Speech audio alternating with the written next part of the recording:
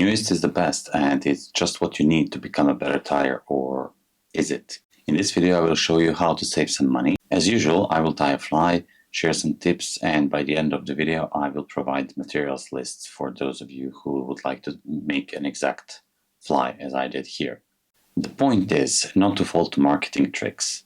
Today, marketing a product has become more popular and more important than actually developing a product. Someone said an iPhone. Well, some companies will do some minor updates and advertise it as something huge, but in reality, as I said, updates are minor, upgrades are minor, and almost non-existent. So just be careful what you're buying and why. One of the examples of marketing tricks that we are facing are, among other things, UV resins in fly tying. On fly tying market, there are several big brands that are offering their products at not very affordable prices, and those packages are rather small. To justify the price, many of them will say that their product is having some features that are so important, that are above everyone else, that are so unique, and that we must buy them to become better tires. Now, obviously, I will not call names because I am not very aware of laws and what consequences I may bear, but I think you got the idea of who I'm talking about. So, use your brains, common sense, and draw your own conclusions about what's happening around you. UV resins have a wide variety of applications, and as such, we can source them. Think about in terms of like dentists are using them, jewelry industry, cosmetic industry. Think about girls and their nails, sports industry, even carpenters. Everyone is almost using UV in some form, and some of these forms are very applicable to what we are doing, and some of these forms are very cheap. I may have an advantage because I do live in China, and here it's more available for me to buy so many things at more affordable prices than to the rest of the world, but China exports everywhere, and those prices that are low here can stay pretty low wherever they export. So think in terms of this. This is 250 milliliters, and it's literally 25 times the size of this bottle. This bottle you can get, if it's branded, you can get it for like $15 to $25. And this bottle with a lamp that has appropriate light to cure the resin in the best way, which is important, and I will say later why, I got for less than $10. So $7 or $8 when I transfer like to the calculations. So imagine this, 25 times the quantity for around half the price. So that's a pretty good deal to me. Now, applications of UV in fly tying are very, very wide. Like you can use them for so many things that I will probably omit and forget many of them. But let's start from the beginning. Number one application, in my opinion, would be for dry fly bodies and Perdigon flies. So in this case, you would need something thin. UV resin should be thin, so you can apply it easily all over the body, create less bulk and less weight, which is important. Less bulk for the Perdigon flies and less weight for the dry flies. So thin resin would be the best solution in this application. Number two application would be something where you want to create some shape, some bulk, and think in terms streamer heads, like so. Think in terms Gamaris flies, think in terms bulged wing cases, and in these applications you should be using something thicker that doesn't run away as soon as you put it on the surface, but stays in a shape that you applied it to, and thicker one is the best option here. Now, thicker compared to thinner is slower to dry, to get hard. Now, ways you can apply your UV resin are numerous. Some of them are with a dental brush. I will just provide a picture of that because my dental brushes that I had are destroyed. Or you can just use a thin nozzle like this, and it's very accurate applying of this. Or you can just use the brush. That's also another option. So there are different ways how to apply, and it all depends what you're making. I mean, you're not going to use a thin nozzle for the streamer head. You're going to use it for the dry fly or nymph. And I also like to use, probably my favorite way is to use the dubbing needle, and use dubbing needle to apply it all over the surface I need it. Tacky and non-tacky. I mean, I'm not a chemist, but definitely low quality product will remain tacky no matter how much time you spend torching it with UV light. However, there may be some help with tackiness without changing an actual brand of UV that you're using. Number one problem should be just change batteries in your torch. Number two, check if the torch is compatible with the UV resin that you're using. Sometimes the light that comes from the torch is not compatible with the resin. I honestly haven't tried to find out what light is the best for what resin. I simply have a couple of torches in front of me. As you can see, I have 3, and all of those are really cheap. And usually 90% of cases, one of these will cure the resin perfectly. Number 3, leave it in the sun. Sun has UV light, and as such, it can cure your resin. So if you leave flies for a couple of hours in the sun, it will just make them cured completely. Number 4 is very simple. Take some alcohol or brandy or whatever, rub it all over your fly, and it will remove the tackiness. You can use some cotton swabs to do that. And number 5 is simply change the brand you're using. Sometimes it's definitely a bad product that we have. So in that case, just throw it away and buy another one. Now, a very important thing to consider is that UV resins are chemicals, and they're like made out of chemicals. Some of them are carcinogenic, and as such, you should use UV in very well ventilated rooms. You should use protective gloves if you're allergic to it. It can cause reactions. You should not touch your mouth or your eyes if you have some resin on your fingers. I literally use my bare hands to touch the resin because I don't have allergic reactions, but it's probably not the best thing to do.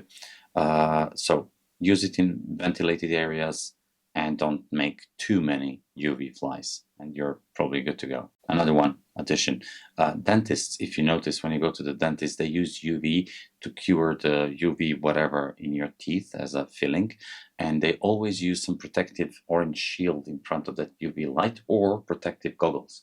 So think about that. Don't point it to your eyes, or sometimes it will just reflect from the fly you're making into your eyes.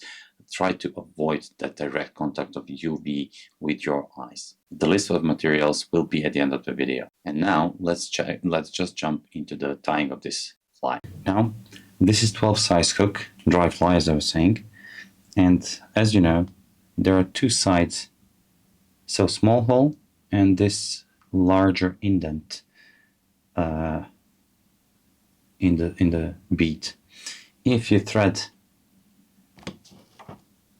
the hook through this larger one, you will allow your hook to kind of open up more. Well, bead will actually go a little bit more up to the shank, like towards the eye, and I have all the shank open here. So basically the bead will occupy only the head portion of the fly. Usually this is your head, and this is literally the bead standing just in the head portion. So let's start. I first start with waxing the thread because nano silk is slippery. So if you use some wax, it will actually help it. Yes, I'm using my nose to wax the bobbin holder because it's getting squeaky. Someone suggested that in my previous videos, like a couple of years ago, and it works like a charm. It's gross, I know, but it works. Now, cover almost the whole body with flat thread. That's important. So counterspin the bobbin holder from time to time. Flat thread gives less bulk. At the moment, I don't want too much bulk, so I go all the way to the bead. I push it and I go in the figure of 8.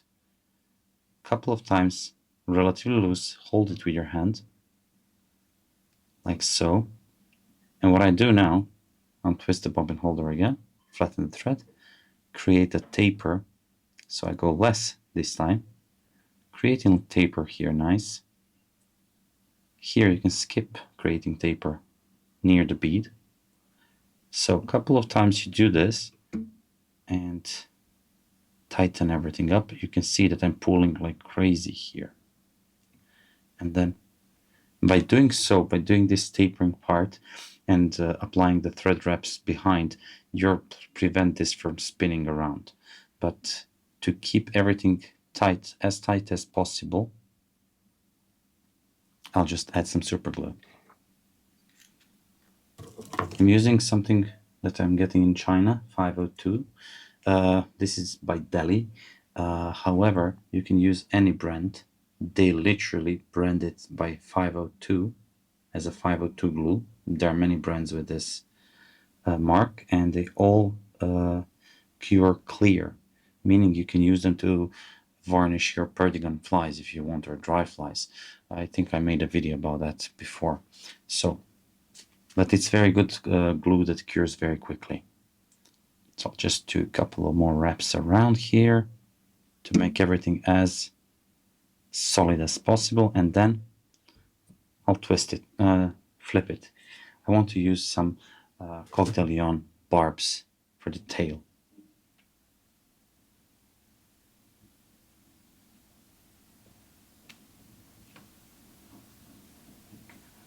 Now I'll just make it shorter for start,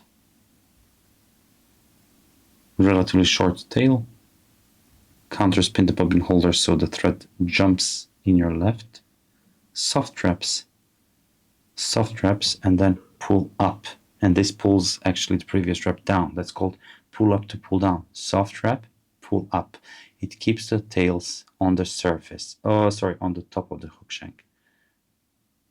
Hop, soft, and pull up. Gather them together. You can make, because I'm using slippery thread, you can do a couple of wraps and then pull together. Then soft wraps,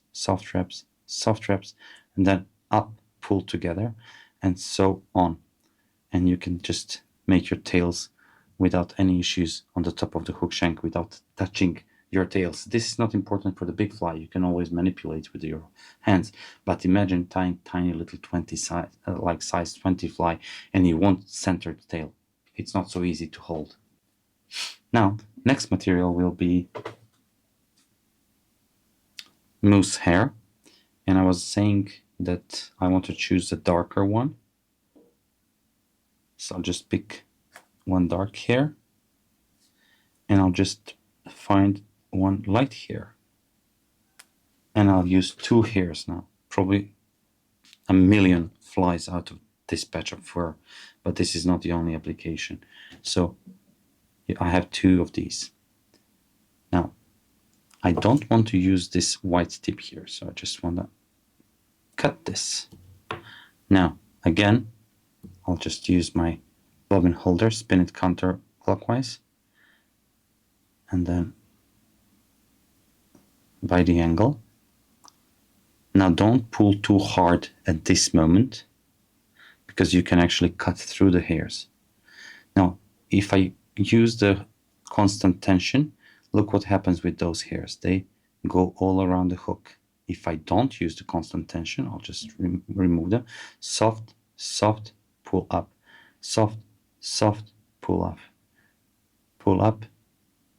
They stay where they are. Now, the reason why I put it on the top and to the far side is because when I wrap it, they will not touch the tails. Now listen to this. This is something called scales, and scales on the hairs can actually break your thread sometimes. So if you're tightening your elk hair caddis wing, this can actually cut through your thread. And these scales, like literally like fishy scales, those can make your life difficult when you're stacking and unstacking hairs too. So as you can see, I got very nicely segmented body. Now, 1, 2, I'll just go all the way to the bead here, because I don't want to use scissors. And look at this. Keep the tension and pull. well, I'll have to use scissors. In Serbia, we say preče naokolo bliže, meaning that sometimes when we want to take shortcut, the shortcut becomes actually the longer route. Now, start the show. So I'm using the nozzle here, taking the small drop. What I like to do is I like to let this drop go around the thorax area and then just pull towards the tail, and this will like share the UV all over the body in like equal amounts, and you'll get more even fly. One thing to consider is sometimes materials are greasy, and as such it's not easy for UV to adhere to them, so be careful about that. You can also make materials more greasy with your hands if your hands are not clean, so wash your hands prior to tying. It may not be logical to some people, but it is. So clean hands have less grease, and then the application of these things is really much easier. Okay. You notice that I didn't cut the thread. Not so important. I'm trying not to cover that part with the thread, just a little bit. But you should cover everything, even a little bit of tail, because if the water comes inside of your fly, everything can become a little bit cloudy or white. And that's another problem that recently a friend told me, that his flies, and he's using branded UVs, that his flies are getting cloudy after fishing. So I'm not sure what's happening there. He's a very meticulous guy, so it's not that he's not torching them properly or not applying UV everywhere. It's just that sometimes those high-end, well, expensive products are not the best after all.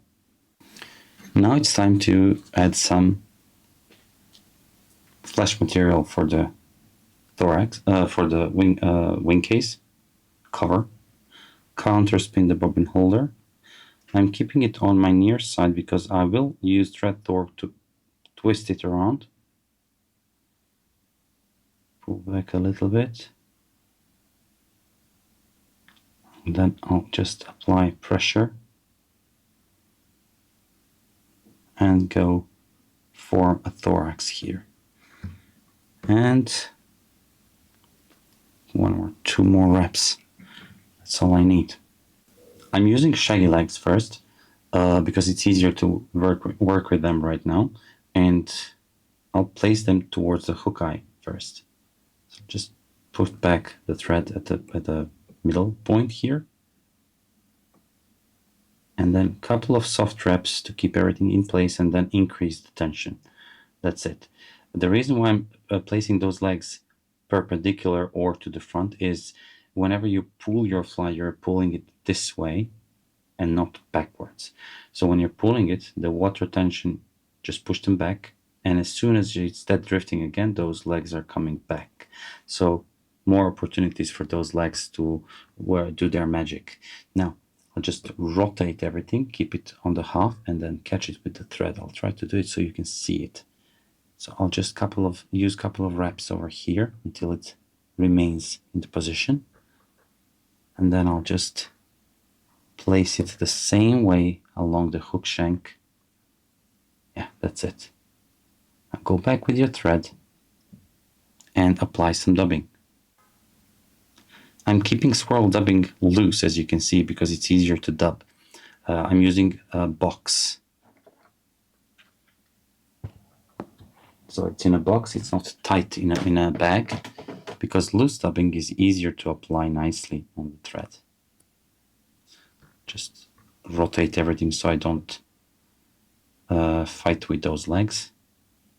As you can see, I'm applying small amounts of dubbing in a clockwise direction, because when you wrap it later, the thread spins in clockwise direction too, so nothing gets unwrapped. And this should be plenty. Now, couple of really tight wraps near the wing case cover, and then I'll just pull those legs back, cut tight wrap, turn the hook vise, another wrap here, and then just proceed towards the front. If it's too much backwards, I'll just add one more wrap behind and here also, and just place it as I want it. It's quite easy to do so. That's it. Now I have them separated perpendicular to the hook shank. I'm using this, I'm folding it, and with a soft wrap, I'm going to catch it. Soft wrap, I'm not tightening anything until now. A couple of more wraps here. And those wraps that are keeping everything in place. 1, 2, 3, 4. Okay. Use the blade to cut the thread. Now, did I move something? Yeah, everything is fine. Now, sharp scissors are very important for this. So I'm using those that don't have bent tips. Because with sharp scissors, you can just cut more close. And fine tip scissors, you can cut more close to the point where you want it. And this is more than good. Any sticking here out towards the top will ruin the wing case cover aesthetically, but in like function won't be ruined at all. So last drop here, and as you will notice, this drop is probably bigger that I was using for the whole body here, because I like this bulged effect. I think it reflects light more around. You can just invert it like this so it doesn't get dispersed all over the fly. Just keep it bulged like this. Some 30 more seconds and we're ready to go.